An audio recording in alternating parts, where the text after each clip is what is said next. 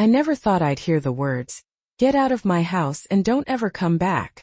But that's exactly what my father said to me the day I told him I was pregnant. I was 18, scared and alone, and my world came crashing down in an instant. It wasn't just the pregnancy that tore my life apart. It was the way my father looked at me. Like I was nothing more than a burden. My name is Emily Harper, and my story starts in a small town in Oregon, a place where everyone knows everyone, and gossip travels faster than a wildfire. I was just like every other teenager, dreaming of the future, hoping to leave behind the small town for something bigger. College was my ticket out, my way to escape the expectations that weighed down on me. But life has a funny way of throwing curveballs when you least expect it. It all began with a secret, one that would change everything. I had been dating Jake for a few months, someone I thought I could trust, someone I believed would be there for me. But when the test came back positive, everything I thought I knew about my life shattered. I was pregnant. I didn't know what to do or who to turn to. I felt trapped. The thought of telling my father, someone who always preached about hard work, discipline and responsibility, was terrifying. I knew he'd never understand. Still, I couldn't keep this secret from him forever. So I gathered the courage and sat him down one evening, my heart pounding in my chest. I thought he might be mad, but I never imagined the rage that would follow. "How could you be so careless, Emily?" he shouted, his voice trembling with anger. "You've ruined your life. And mine. I worked so hard to give you everything, and now you're throwing it all away. Do you think I'm going to support this? You're on your own." I tried to explain, tried to tell him that I was scared too, that I didn't want to disappoint him. But nothing I said could break through his anger. His face twisted, his eyes filled with disappointment. "Get out. I don't want to see you here anymore. You're not welcome in this house." And just like that, my father, the man who was supposed to protect me, kicked me out. I was 18, pregnant and homeless. There was no plan, no backup. I had no idea what I was going to do next. All I knew was that I couldn't go back to my dad's house. He had made it clear that I was no longer his daughter in his eyes. My mom was silent throughout the whole ordeal, standing there in the kitchen with her hands folded, not saying a word. I didn't understand it then, but I would later. My mom had always been the quiet one, the peacemaker, and when it came to my dad, she never stood up for me. Maybe she thought I deserved it. Maybe she was scared of him too. As I packed a bag and walked out the door, the weight of the world on my shoulders, I didn't know where to go or how to survive. I thought of Jake, but when I called him, he didn't answer. I felt utterly alone, and yet there was a strange sense of freedom. For the first time in my life, I wasn't bound by my father's rules. I had no idea what was ahead, but I knew one thing. I wasn't going to let this ruin me. I spent the next few days wandering around town, trying to figure out what to do. I couldn't go back to my dad's house, and there was no way I could go to my mom. She wouldn't help. Not after everything. I felt like I was completely on my own. I had no plan, no safety net, just a bag of clothes and a heart full of fear. I wasn't sure where I was going to sleep that night, but I knew I had to keep moving. The world outside my house felt so much bigger and scarier now, but at least it was my world, for better or worse. My first stop was the local coffee shop. I had worked there for a few months before all this happened, and I thought maybe I could pick up some shifts to make a little cash. The owner, Maria, was a kind woman who had always made me feel welcome. She was about to close for the evening when I walked in. Her smile quickly faded when she saw the look on my face. "Emily, honey, what's wrong?" she asked, her voice soft but filled with concern.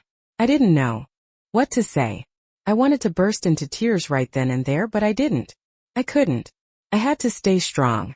I need a place to stay," I finally said, my voice shaky. "I don't have anywhere to go." Maria didn't hesitate. "You can stay with me for a few days. It's not much, but you'll be safe here." And just like that, Maria gave me something I hadn't had in days: hope. The next few weeks were a blur. Maria let me stay in her guest room, and I started working more shifts at the coffee shop. It was hard at first, trying to adjust to this new life. I was still in shock. I couldn't stop thinking about what my father had said to me. Every time I closed my eyes, I heard his voice echoing in my head. "You're on your own." But as the days passed, I began to settle into a routine. I found a doctor and confirmed the pregnancy. I was carrying a baby. A part of me was terrified, but another part of me was determined to make things work. I had no other choice. As much as I wanted to curl up and disappear, I had a life growing inside me. That was real. I had to face it. I still hadn't heard from Jake. He had ghosted me after I told him the news. I tried calling him, but every time it went straight to voicemail. I didn't know what I was expecting from him. Maybe an apology, maybe some support, but I wasn't getting it. I kept telling myself it didn't matter. I didn't need him. I could do this on my own. Still, a part of me couldn't help but feel angry. He was the one who had gotten me into this mess, and now he was nowhere to be found. I didn't even know if he'd ever show up. That thought stayed with me for days, weighing on my mind. One evening after closing the coffee shop, Maria and I sat down for a cup of tea. "How are you holding up, Emily?" she asked, her eyes searching mine. I shrugged. "I'm getting by," I said, trying to sound stronger than I felt. Maria studied me for a moment, then nodded. "You're going to be okay," she said gently. "I know it doesn't feel like it now, but you're stronger than you think. You have a future, and I know you'll make the best of it. You'll figure it out." I wanted to believe her, I really did. But everything felt so uncertain. Every decision seemed so much harder now. I kept wondering if my dad was right. Maybe I had ruined my life. Maybe I wasn't cut out for this. But then I would look at my growing belly and remember that I had to do this. For the baby. I had to find a way to make things work. In the days that followed, I continued to take it one step at a time. I found a small apartment that I could afford with my savings, and the money I was earning from the coffee shop. It wasn't much, but it was mine.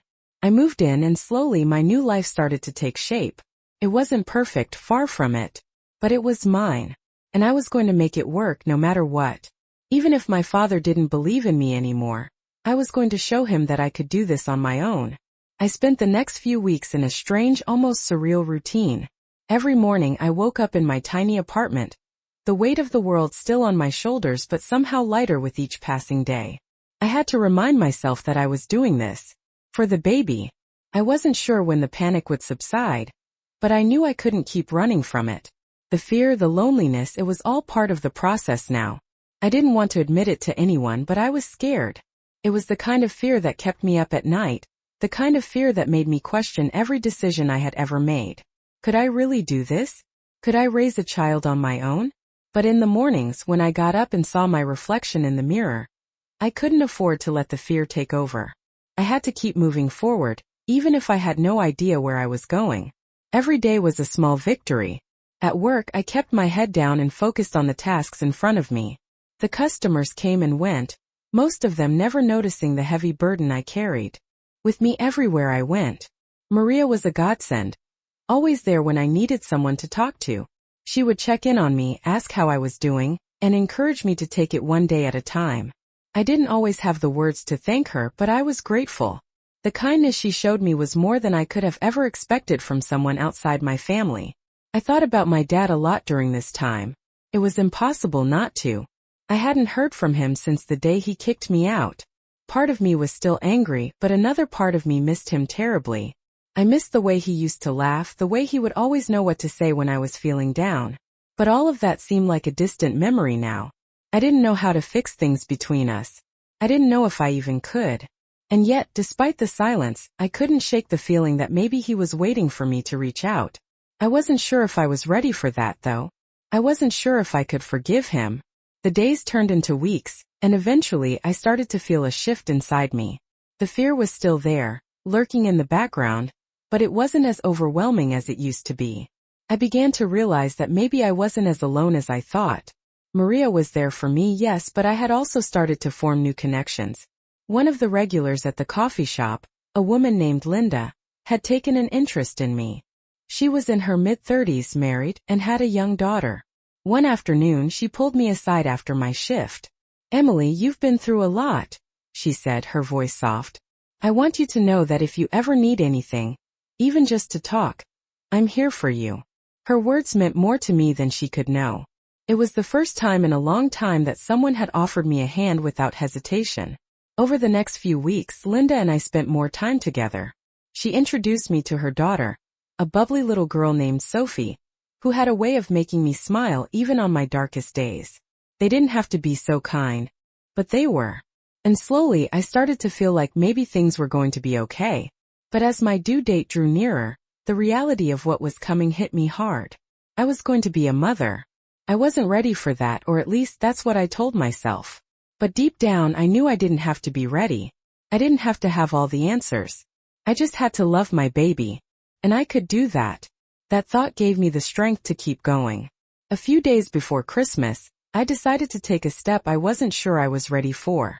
I picked up my phone, my hands shaking, and dialed my dad's number. It rang twice before I heard his voice on the other end. "Hello," he answered, sounding surprised.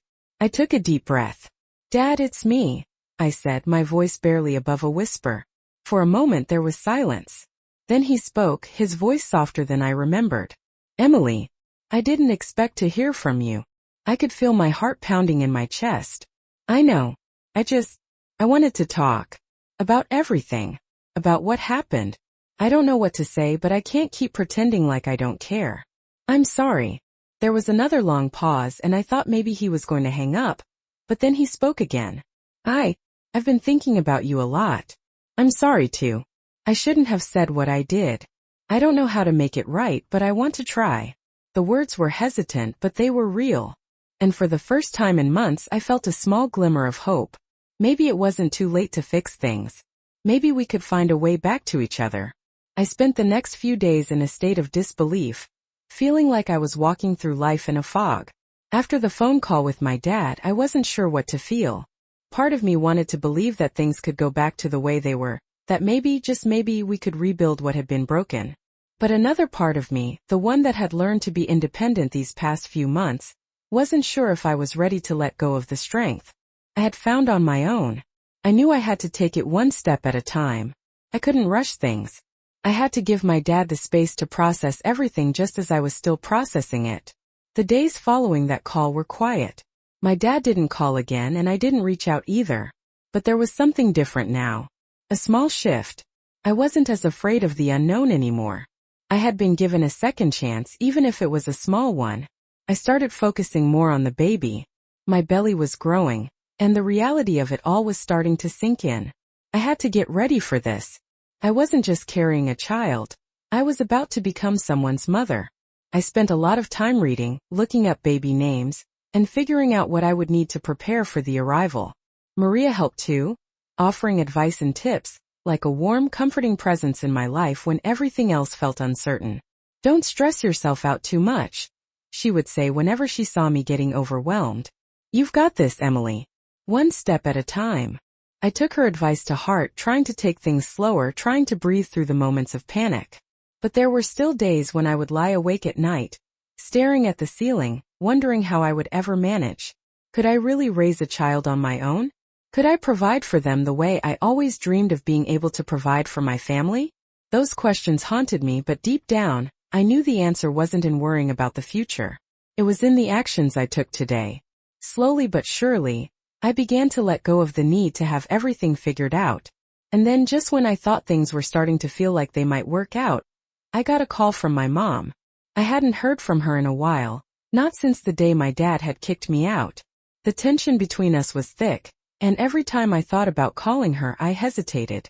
But when the phone rang, I knew I had to pick up. "Emily," my mom's voice crackled through the phone. I've been thinking about you. I know things haven't been easy, and I didn't stand up for you the way I should have. I'm sorry." Her apology caught me off guard. I hadn't expected it, not from her. My mom had always been quiet, always deferred to my dad's way of doing things. But hearing her speak those words, something inside me shifted. I didn't know how to respond right away, but I knew this was an opening, a chance for us to find a way back to each other, even if it was just a small step forward. "I don't know what to say either," I replied, my voice trembling. "But I'm glad you called. I'm really struggling, Mom. I don't know if I'm doing the right thing. I don't know if I'm ready for this." There was a long silence on the other end, and I could hear her taking a deep breath before she spoke again. "You're stronger than you think. I don't have all the answers either, but I know you'll be a good mom, Emily. I know you will. And I'm here whenever you need me." Her words, soft but firm, filled a part of me that had been empty for so long. I didn't expect her to have all the answers, but just knowing that she was there for me, that she was willing to try and be a part of my life again, was enough. For the first time in months, I felt like I wasn't completely alone. As the weeks went by, things started to shift in ways I hadn't expected. My relationship with my mom started to improve slowly but surely. She came to visit me a few times, bringing me things for the baby, clothes, blankets, little toys. It wasn't the same as it had been before, but it was a start. I still hadn't seen my dad, but I held on to the hope that one day, he'd reach out again. Maybe we could rebuild what had been lost. But no matter what happened, I knew that I was no longer that scared, uncertain girl I had been. I had made it this far on my own and I could keep going. The future was still unknown, but I was no longer afraid to face it. I woke up that morning feeling more at peace than I had in months. The weight that had been pressing on my chest, the constant fear that had held me captive seemed to be lifting. It wasn't gone completely, but it was lighter, like a fog starting to clear. I knew the road ahead was still going to be tough, but I felt like I could finally breathe again. The baby was due in just a few weeks, and everything was falling into place slowly but surely. My mom had been visiting more often, bringing me small things for the baby and offering her support. It was still awkward between us, but there was a tentative understanding now. We were rebuilding piece by piece. Maria, too, had become more like family to me than just a friend. She would stop by the apartment after her shifts at the coffee shop, sometimes bringing me a meal or just staying to talk. I would often look at her and think how much she had done for me, how much she had changed my life in such a short time. I didn't know where I would be without her. As much as I wanted to focus on the future, there were still moments when the reality of my situation would hit me like a wave. I wasn't just a young woman trying to figure out her life. I was a mother-to-be, and I wasn't sure what that was going to mean for me. I hadn't heard from Jake since the day I told him about the pregnancy. It stung, but I tried to tell myself that his absence was for the best. I didn't need him. I had Maria, my mom, and I was learning to rely on myself. Still, there were moments when I would wonder what might have been. What if he had stepped up, been there for me, supported me? But then I would remind myself that I couldn't live in a world of what-ifs. I had to live in the reality of what was happening now. And the reality was that I was going to be a mother. The day I went for my final ultrasound was a strange one. I had been looking forward to it, excited to finally see my baby on the screen, but also nervous about what the doctor might say. I had done everything I could to stay healthy, but there was always a part of me that wondered if I was doing enough. When the technician turned the screen toward me, I saw my baby for the first time. It was surreal. There was a little face, a tiny hand, and a heart beating so strongly. I felt a wave of love wash over me, and for the first time in a long time, I felt truly connected to the life growing inside me. It was no longer just a fear, a question mark. It was real. That moment changed everything. I left the clinic that day with a renewed sense of purpose. I wasn't just going to survive this. I was going to thrive. I still had a long way to go, but I knew now that I had everything I needed within me to make it work. That evening after work, I sat down and started writing a letter. It was to my dad. I had been thinking about him a lot, especially after the conversation with my mom. I wasn't sure what I expected from him, but I couldn't shake the feeling that I needed to reach out. I needed him to know that I was okay, that I wasn't giving up. Dad, I wrote, I know I hurt you. I know I disappointed you, but I want you to know that I'm doing okay. I'm not perfect and I still don't have everything figured out, but I'm trying. I'm going to be a mom. I'm going to raise this baby, and I'm going to do it the best I can. I hope that one day you can be proud of me again. I hope that one day, you'll see that I didn't ruin my life. I just made a mistake like anyone does. I miss you and I hope we can talk soon. I wasn't sure if I'd ever send it, but it felt good to write it, to say the words that had been stuck in my chest for so long. The next day after work, I was sitting at the kitchen table when my phone rang. I didn't recognize the number. I almost didn't pick up, but something inside me told me to. Hello. I answered, my voice shaking slightly. Emily. It was my dad. My heart skipped a beat. Dad. I said, my voice barely a whisper.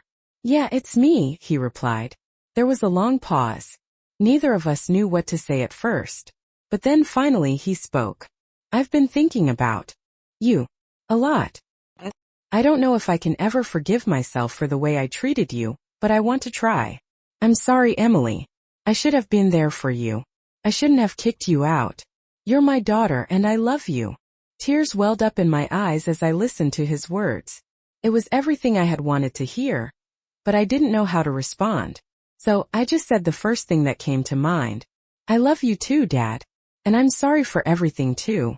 Maybe we can figure this out." That was the beginning. It wasn't perfect, but it was a start. And for the first time in months, I felt like maybe everything was going to be okay. I had been waiting for that call for so long.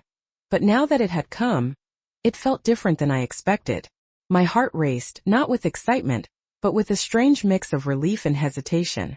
I had spent so many months building up this moment, imagining what it would feel like when my dad finally reached out to me. But now that it was happening, it felt so raw, so fragile. I wasn't sure if I was ready to let go of all the pain I had been carrying for so long. But as I sat there listening to his voice, I realized that I had already started to heal. I had built a life for myself in the meantime. I had learned to be strong, independent. I had Maria, my mom, and even Linda, who had become a real friend. I didn't need my dad to fix everything. I could stand on my own. But hearing his voice brought something I wasn't prepared for: hope. Real, tangible hope that maybe we could find our way back to each other. The weeks that followed were a blur of uncertainty and cautious optimism. My dad and I started talking more, little by little, about everything that had happened. I could hear the regret in his voice, but I could also hear something else, his desire to make things right. He wasn't asking me to forget what had happened, but he was willing to try again. And that was enough for me. I was still unsure about how things would go with him, but I was willing to let it unfold one step at a time. My due date was fast approaching, and I couldn't help but feel nervous. I was still working at the coffee shop, trying to save up enough money for the baby's arrival, but every time I thought about the birth, I felt a wave of fear. Was I ready? Could I handle this? I had never done anything like this before. As much as I had learned to rely on myself these past months, I still didn't know what being a mom would look like. I wasn't sure how to balance everything. But then one evening, after another long day at work, I sat down to rest and Maria called. "Emily, honey, you're going to be fine. You're stronger than you think," she said, her voice calm but firm. I didn't even realize how much I needed to hear that until she said it. It was like a weight lifted off my shoulders. Maria was right. I had gotten this far, hadn't I? I was taking it one day at a time, and I had made it through the hardest part. The rest would come. And I wasn't alone. I had a network of people who cared about me. That was more than I ever thought I'd have when I first left home. I was starting to see the future more clearly, even with all the unknowns. As the days passed, I began to focus more on preparing for the baby's arrival. The apartment was small, but I made it work. I bought a crib, some clothes, and a few toys. I wasn't going to win any awards for having the perfect nursery, but it didn't matter. What mattered was that I was ready. I was making a home for my child. I still hadn't told my dad about the birth plan. I didn't know how he would react, but the thought of him being there when the baby was born felt like too much to handle. Part of me wanted him to be there, but another part of me wasn't sure if I was ready to take that step yet. The months of silence had been long, and even though we were talking again, everything was still fragile. I wasn't sure how to make everything fit together. But then one afternoon my dad called again. It was a simple, almost casual conversation. He asked how I was doing, how the pregnancy was going. I told him everything was fine, that I was feeling ready for the birth. There was a long pause and then he said, "I know I haven't been the father you needed me to be, Emily. I'm sorry for that. But I want to be there for you now. I want to help. If you'll let me." His words caught me off guard. Part of me wanted to say no, to tell him that I didn't need him, that I had made it this far without him. But the truth was I wasn't sure. I didn't know what I needed. I just knew that I didn't want to do this alone anymore. I needed him. But I also needed to set boundaries to make sure that things didn't go back to the way they were before. I wanted him to be part of my life, but on my terms. "Okay," I said, my voice quiet. "I think we can figure this out. But it's going to take time. I'm not ready to let go of everything that happened, but I'm willing to try." The relief I felt when he said he would be there for me was immense. It wasn't a perfect solution, and it didn't erase everything that had happened, but it was a start. And for the first time in a long time I felt like maybe, just maybe, everything was going to be okay. I woke up the morning after the call with my dad feeling a mix of hope and uncertainty. The reality of what was happening hadn't fully sunk in yet. I was preparing for the birth of my baby, and for the first time in months, I was starting to feel like I wasn't walking this journey alone. But there were still so many things I wasn't sure about. I hadn't decided whether I would let my dad be at the birth. The thought of having him there, after everything, was both comforting and terrifying. I wasn't sure if I was ready to let him into such an intimate part of my life, or if I could handle the emotional complexity of that moment. But one thing was clear. I was going to have a baby, and I had to prepare for that no matter what. Over the next few weeks I focused on getting ready. The apartment was still small, but it felt more like home now. I had everything I needed for the baby: clothes, diapers, a crib, and a stroller. I felt a sense of accomplishment but also overwhelming anxiety. Every time I thought about the labor, I wondered if I was truly ready. I would talk to Maria every day after work, and she would reassure me, telling me that I had everything it took to be a great mom. "You're doing amazing, Emily," she would tell me, her voice warm and kind. "You've got this. Don't let the fear stop you from enjoying this time. You're stronger than you know." It was hard to take in some days, but I was learning to believe her. The nights before the baby's arrival were long. I couldn't sleep, my mind racing with questions about the future. Would I be able to handle the sleepless nights? Would I be able to balance everything: work, taking care of the baby, and somehow still maintaining some sense of self?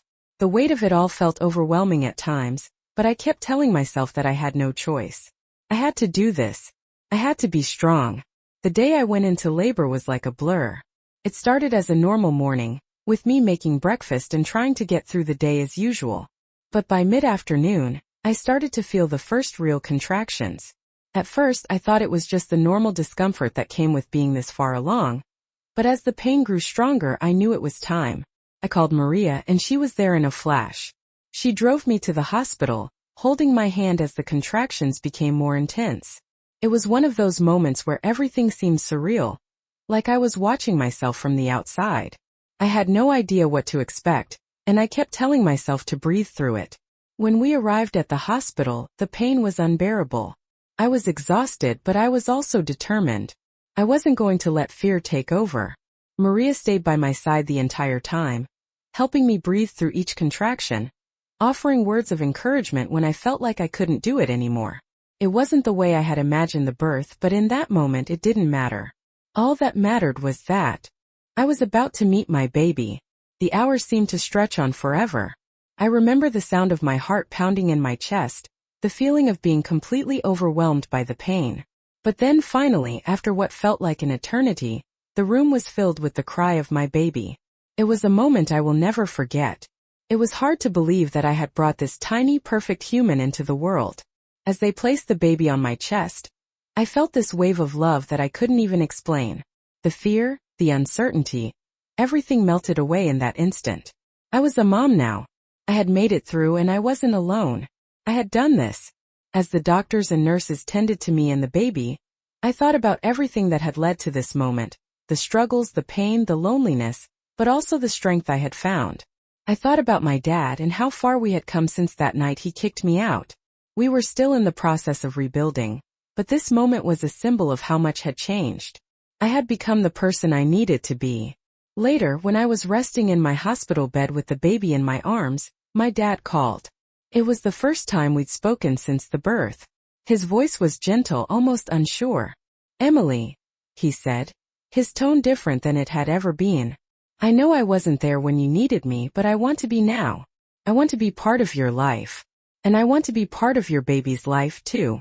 Hearing his words, I felt a mixture of emotions.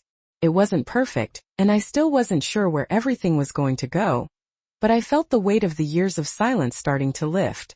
I wasn't sure how to move forward with him, but this was a start. A small but important step.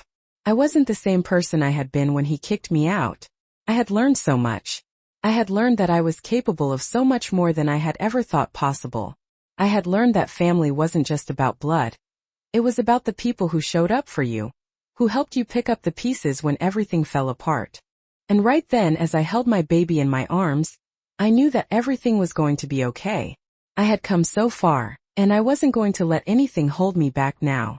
I had been home from the hospital for just a few days, and every part of me was still adjusting to the new reality of being a mother. The baby was small, fragile, and perfect in a way I had never expected. I spent hours just staring at him, wondering how I could possibly be the one to raise him, to give him the love and care he deserved. But there was a quiet, steady feeling inside me that I could do this.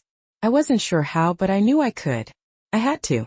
Every time I looked into his eyes, I felt something deep within me shift. He was my world now. The first few nights were long. My body was still recovering from the birth, and the baby needed constant care. It felt like I barely slept, but the exhaustion was somehow comforting. I would rock him to sleep, feeling the weight of his tiny body against me, and it was in those moments that I knew deep down that everything I had gone through had led to this. I was finally where I was supposed to be. Maria was amazing through it all, always checking in, offering advice, and sometimes bringing over meals or helping with the baby. I didn't know what I would have done without her. She had become more than just a friend. She was like family to me. Her support was something I leaned on when things felt too overwhelming. And then there was the constant balancing act of managing life on my own. I had to get back to work soon, and I knew it wasn't going to be easy. I was exhausted and there was still so much to figure out. But I didn't have a choice. The baby needed me and I had to provide. My dad, after calling the night the baby was born, had continued to stay in touch. At first I was hesitant, unsure of how to proceed. But as time went on, his calls became a comfort. He wasn't asking for anything more than to be a part of my life again, and the truth was I was ready to start letting him back in. I had made peace with the fact that things would never go back to the way they were before, but that didn't mean we couldn't move forward. One afternoon, I decided it was time to take the next step. I called him back. "Hi, Dad," I said, my voice still a little unsure. "I think it's time we talked more about what comes next." There was a pause on the other end of the line. And then in a voice that sounded more vulnerable than I had ever heard, he replied, "I've been waiting for this. I want to make things right, Emily. I know I can't fix everything, but I'm ready to try." I felt a lump form in my throat as I listened to him. I didn't know if I could ever fully forgive him for everything that had happened, but I knew one thing. I wasn't going to keep letting the past control my future. For the first time, I was willing to move forward. And maybe, just maybe, we could find our way back to each other. That week he came to visit. I wasn't sure what to expect, but when he walked through the door, I could see it in his eyes, the regret, the hope, and the desire to make things right. He didn't say much at first, just sat there with me watching the baby. There were no grand speeches, no deep discussions. It was simply him being present, and that was enough. I could feel the distance between us slowly closing.